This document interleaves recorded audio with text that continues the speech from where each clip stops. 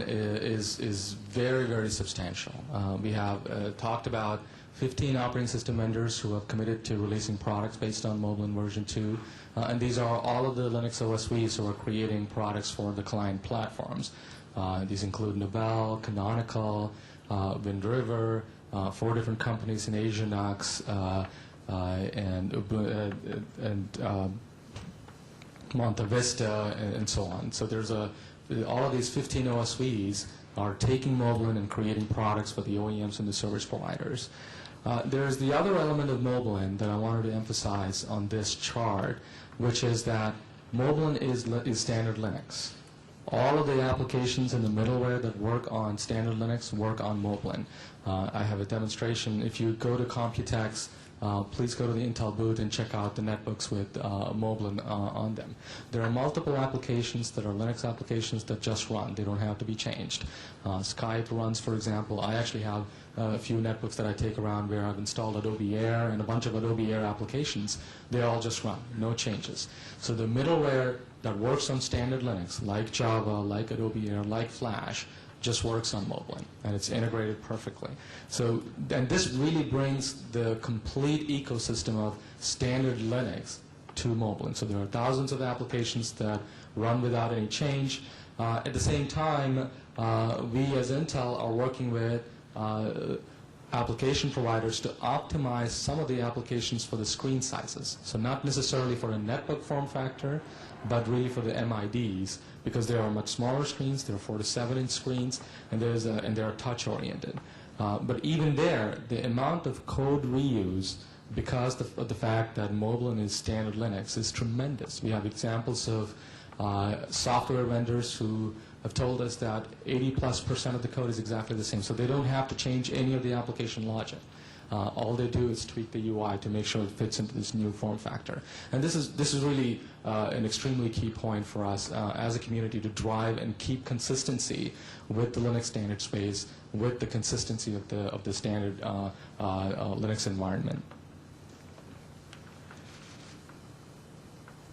We also think of Moblin as an element where you can build interesting services that are ad hoc, that can be created by service providers and OEMs based on their own requirements. And again, the fact that Moblin is standard Linux, and it gives you a freedom of choice in terms of what you can integrate with it, while at the same time providing you great user experience, great boot times, great battery lives. That really gives a lot of tools for the OEMs and the service providers to create extremely interesting things.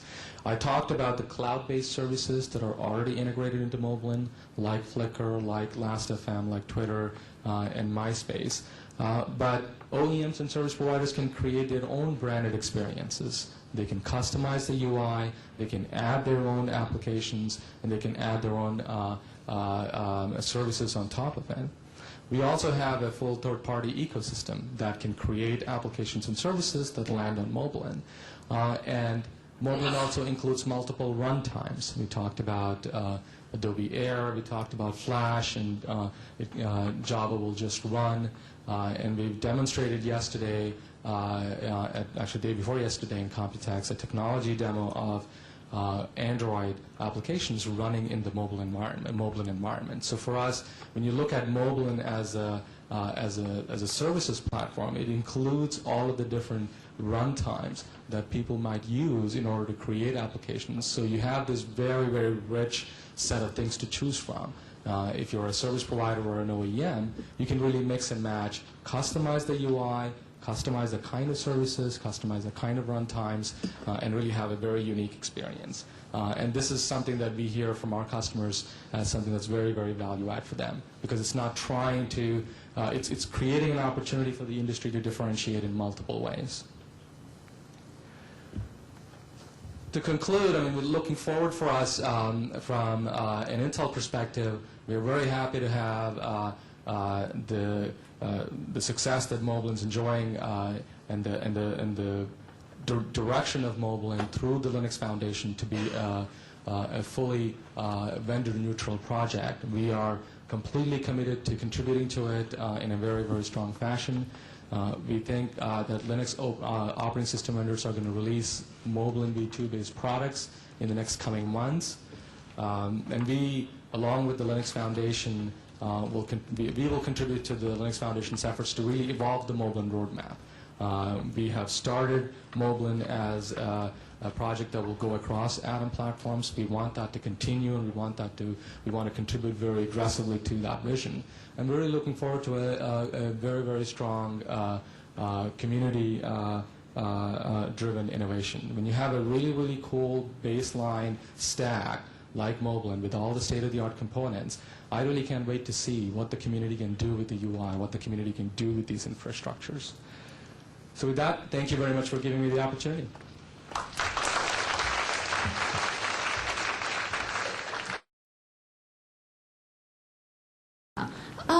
Would you please back to the stage again? Because we're gonna open 3 questions. So, yeah. So, 非常感谢智慧软体中心主任为我们带来的精彩演说。那我们现场呢将开放3个问题，如果现场有各位来宾呢，有任何问题呢，请踊跃举个手，然后我们会将麦克风传过去。好，来，请您。So I heard Moblin? Yeah, Moblin. Yes. And is able to run the Android application within the Yes. operating system. And I also heard that somebody else is already porting this operating system to ARM processor. Okay. So I want to know what's the Intel perspective on this, since this operating system was designed to run on Atoms. Okay. But unfortunately, Atoms consume too much power in terms of TDP, right? Let me address the software element of your question. I think this is a great question. Okay, thanks. And Intel's very, very clear on our strategy with Moblin. We are not trying to do Moblin as a fake open source project. I want to be extremely clear. It is a completely clear open source project. And as any open source project, the community, if there are people who are interested in porting it to multiple architectures, that's totally okay. We, on the other, Intel as a company, we have a very strong push around Atom processors. We have an aggressive lineup of processor product lines that we think are great for all of these different form factors, MIDs, netbooks, nettops, and so on. And we are going to contribute our energies to make sure that Moblin is optimized for Atom. But there is nothing to stop from Moblin to be ported to other architectures. It's okay. This is how open source works, and we're okay with that. So how about the support? Am I going to get the same kind of support like a Google Android? What we have shown is a technology demonstration. And think about it, right? Moblin is an open source project. Android is an open source project. And any amount of experimentation will go on. And I think that's where things are right now. And it'll be interesting to see how that will evolve. So in theory, we can port this operating system to a mobile phone if we want to. Port to ARM-based platforms. No, port to a mobile handset. Yeah, I mean, as I said, it is a true open source project, and you can take it and do interesting things with it. Okay, thank you. Yep.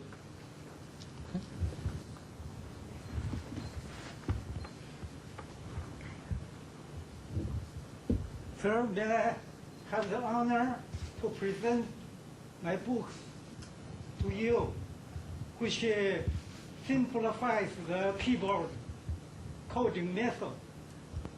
Use numeric keypad only, without can be encoded without the alphabet.